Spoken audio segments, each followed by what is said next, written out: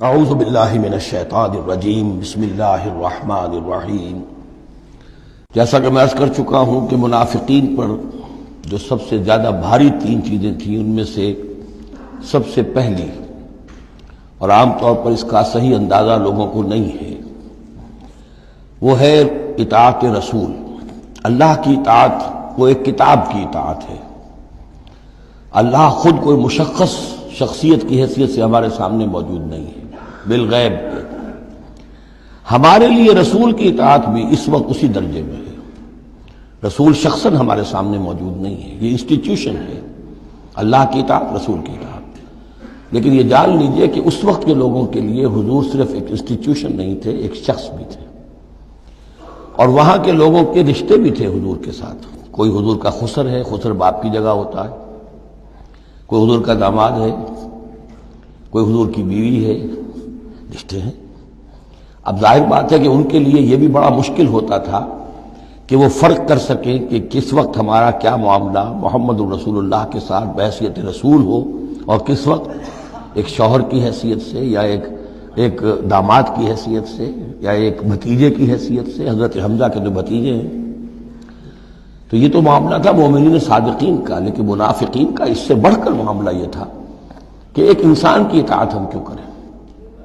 اور یہی وہ چیز ہے کہ جو فتنہ انکار سنت اور انکار حدیث کی اصل جڑ اور بنیاد ہے۔ اباح کرتی ہے طبیعت، جیسے کہ ان عورت کی طبیعت اباح کرتی ہے کہ شوہر کی تابعداری کیوں کرے۔ آخر وہ بھی مکمل ہیومن بینگ ہے، مکمل انسان ہے، اس کے احساسات ہیں، تو آسان کام نہیں ہے کہ اس کو ریکنسائل کر سکیں۔ اسی طرح انسان کی اطاعت کرے، یہ بھی در حقیقت اس کو تسلیم کرنا، ذہناً ریکنسائل کرنا آسان نہیں۔ اور یہ چیز ظاہر بات ہے کہ جن کے دل میں یقین کھب جاتا تھا ان کے لیے آسان ہو جاتی تھی، جن کے دلوں میں یقین کی کمی تھی وہ پھر قدم قدم پر نوکنگ کرتی تھی، ان کی گاڑی چل نہیں پاتے تھے۔ اب فرمایا وَلَوْ أَنَّا كَتَبْنَا عَلَيْهِمْ، اگر ہم نے ان پر یہ فرض کر دیا ہوتا ان اقتلوا انفسکم، کہ قتل کرو اپنے آپ کو،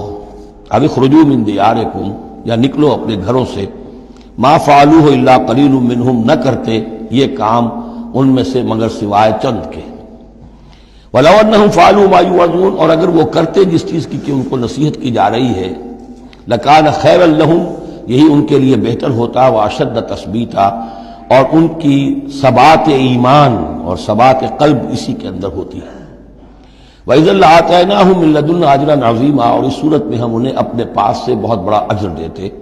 وَلَهَدَيْنَاهُمْ صِرَاطًا مُسْتَقِيمًا، اور انہیں ہدایت فرما دیتے سیدھی راہ کی طرف۔ اس میں اکثر حضرات نے تو اس کو جو الفاظ ہیں ظاہری انہی پر محمول کیا ہے، اور اس میں بھی کوئی قباحت نہیں ہے۔ اللہ ہمارا خالق ہے،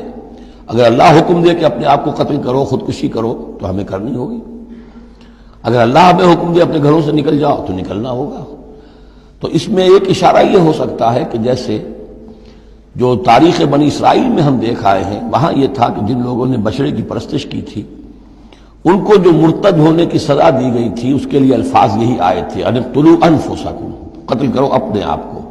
مراد یہ ہے کہ تم اپنے قبیلے کے ان لوگوں کو قتل کرو جنہوں نے اس گناہ کبیرہ کا ارتکاب کیا ہے۔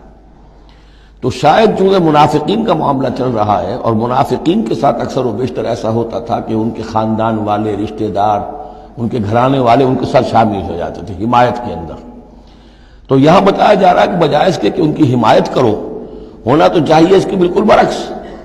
اور وہ یہ کہ تم اپنے اندر سے خود دیکھو کون ہیں کہ جو منافق ہیں، کہ جو اصل میں آستین کے سانپ ہیں۔ اگر اللہ تعالیٰ نے تمہیں حکم نہیں دیا ہے، اگر اللہ تعالیٰ یہ حکم بھی دے سکتا تھا کہ ہر قبیلہ، ہر گھرانہ اپنے ہاں کے منافقین کو خود قتل کرے، یہ تو حضرت عمر رضی اللہ تعالیٰ عنہ نے اپنی اس ایمان کی غیرت کے اندر، غیرت ایمانی کے اندر قتل کیا، اور اس پر انہیں غصہ آیا، اس لیے کہ بہرحال وہ ان کے اپنے خاندان کے لوگ تو نہیں تھے۔ لیکن یہ کہ اللہ تعالیٰ اگر یہ حکم دیتا تو یہ بھی تمہیں کرنا چاہیے تھا، لیکن یہ کہ اللہ کے علم میں ہے کہ تم میں سے بہت کم لوگ ہوتے کہ جو اس حکم کی تعمیل کر سکتے، اور اگر کر گزرتے ما یوعظون بہ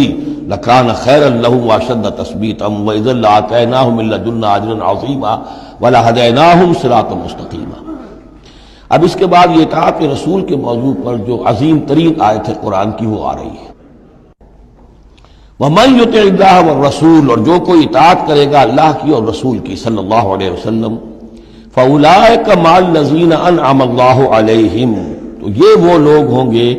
جنہیں معیت حاصل ہوگی ان کی جن پر اللہ کا انعام ہوا،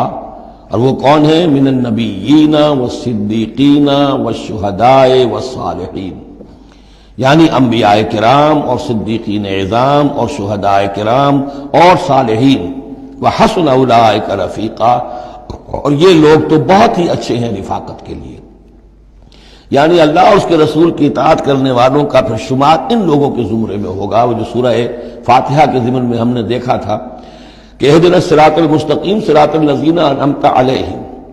وہ کون لوگ ہیں انعمت علیہم، اس کی تفسیر ہے یہ۔ فاولئک مع الذین انعم اللہ علیہم من النبیین والصدیقین والشہداء والصالحین، ایک بیس لائن ہے، صالح مسلمان، نیک نیت مسلمان، دل میں خلوص کے ساتھ ایمان ہے، صالح ہے، حکم پر عمل کر رہا ہے، محرمات سے بچا ہوا ہے۔ اب اوپر اٹھے گا تو ایک اونچا درجہ ہے شہداء کا، اس سے بھی اونچا درجہ ہے صدیقین کا،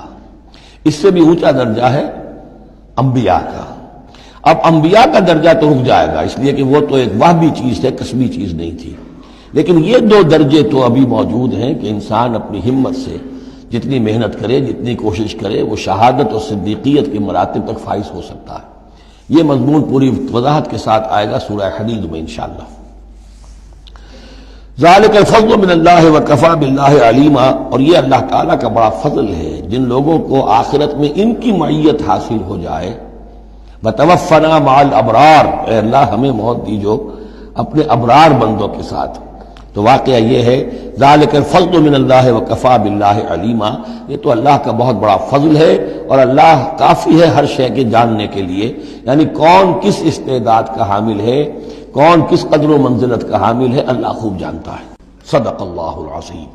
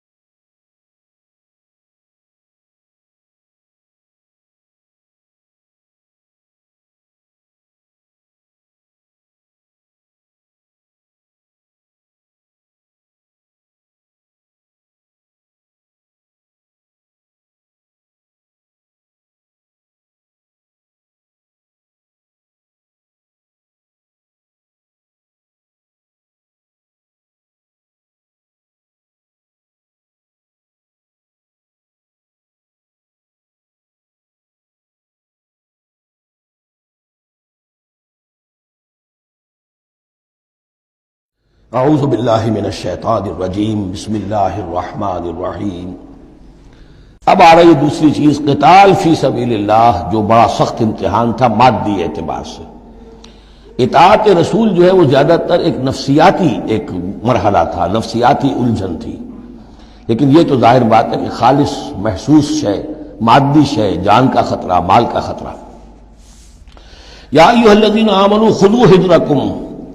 اے اہل ایمان اپنے تحفظ کا سامان لے لیا، اپنے ہتھیار لے لیا کرو۔ فانفروا ثبات او انفروا جميعا، اس کے بعد خواہ تم ٹکڑیوں کی شکل میں نکلو اور خواہ فوج کی شکل میں، یعنی دو طرح کے معاملات ہوتے تھے۔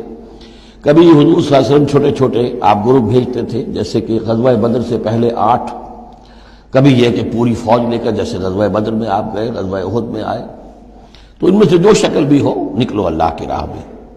وَإِنَّ مِنْكُمْ لَمَن لَّيُبَطِّئَنَّ، تم میں سے کچھ لوگ ایسے ہیں جو دیر لگا دیتے ہیں، تاخیر کرتے ہیں۔ حکم ہو گیا ہے، نکلنا ہے، فلاں وقت ہے، کوچ ہوگا، اب وہ اس میں ڈھیل برت رہے ہیں، ابھی تیاری ہو رہی ہے، اور پھر بہانہ بنا دیں گے کہ بس ہم تیاری کر ہی رہے تھے، اب نکلنے ہی والے تھے، اور وہ منتظر رہتے ہیں کہ کوئی فیصلہ ہو چکے، تو اس وقت پھر ہم کہیں گے کہ ہم تو نکلنے والے تھے کہ یہ فیصلہ ہمیں پہنچ گیا کہ جنگ کا تو فیصلہ ہی ہو گیا۔ فَإِنْ أَصَابَتْكُمْ مُصِيبَةٌ، پھر اگر تمہیں کوئی مصیبت پیش آ جائے، اب بہرحال مسلمانوں کو جنگ میں نکلے ہیں تو کوئی تکلیف پیش آ جائے، کوئی نقصان ہو، کوئی وقتی طور پر ہزیمت ہو جائے، قال تو وہ کہے گا قد انعم اللہ علی اذ لم اکن معہم شہیدا، میں تو اللہ نے بڑا انعام کیا، بڑا کرم کیا، جو میں نہیں گیا، میں رہ گیا، میری فلاں جو ضرورت تھی وہ میرے لیے رحمت بن گئی، وہ میرا جو اونٹ گم ہوا تھا اس وقت کہیں وہ اگر میرے پاس موجود ہوتا تو میں بھی وہاں پر خراب ہوتا، یہ تو مجھ پر تو اللہ کا بڑا کرم ہوا ہے کہ میں اس جنگ میں، اس مارکے میں جانے سے بچ گیا۔ وَلَئِنْ أَصَابَكُمْ فَضْلٌ، اور اگر تمہیں کوئی فضل پہنچ جائے اللہ کی طرف سے، فتح ہو جائے اور تم یعنی کامرانی کے ساتھ واپس آؤ اور تم مال غنیمت لے کر آؤ، من اللہ، اللہ کی طرف سے فضل مل جائے، لَيَقُولَنَّ، اس وقت پھر وہ حسرت کے ساتھ کہے گا کہ لَمْ تَكُنْ بَيْنَكُمْ وَبَيْنَهُ مَوَدَّةٌ، بالکل ایسے جیسے تمہارے اور اس کے درمیان کوئی دوستی اور مروت اور مودت ہے ہی نہیں۔ یا لیتنی کنت معہم فافوز فوزا عظیما، ہائے کاش کہ میں بھی ان کے ساتھ گیا ہوتا تو یہ بڑی کامیابی مجھے بھی حاصل ہو جاتی۔ یہ ان کا کردار ہے جس کا کہ نقشہ کھینچ دیا گیا۔ فلیقاتل فی سبیل اللہ الذین یشرون الحیاۃ الدنیا بالآخرہ، بس جو لوگ دنیا کی زندگی کو آخرت کے عوض فروخت کرنے کے لیے تیار ہیں انہیں لازماً قتال کرنا چاہیے اللہ کی راہ میں۔ فلیقاتل فی سبیل اللہ الذین یشرون الحیاۃ الدنیا بالآخرہ، جنہوں نے تو یہ طے کر لیا ہے کہ ہم نے آخرت قبول کی، دنیا ہم دیتے ہیں۔ اب ان کے لیے تو پھر کوئی اس میں ہچکچاہٹ نہیں ہونی چاہیے، اگر انہوں نے واقعی یہ سودا اللہ سے کیا ہے تو پھر یہ کہ انہیں تو اللہ کی راہ میں جنگ کے لیے نکلنا چاہیے۔ وَمَن يُقَاتِلْ فِي سَبِيلِ اللَّهِ، اور جو کوئی بھی اللہ کی راہ میں قتال کرے گا، فَيُقْتَلْ أَوْ يَغْلِبْ، اب دو ہی امکانات ہیں، وہ قتل ہو جائے یا غالب ہو جائے، فتح مند ہو کر واپس آئے یا وہیں شہید ہو جائے۔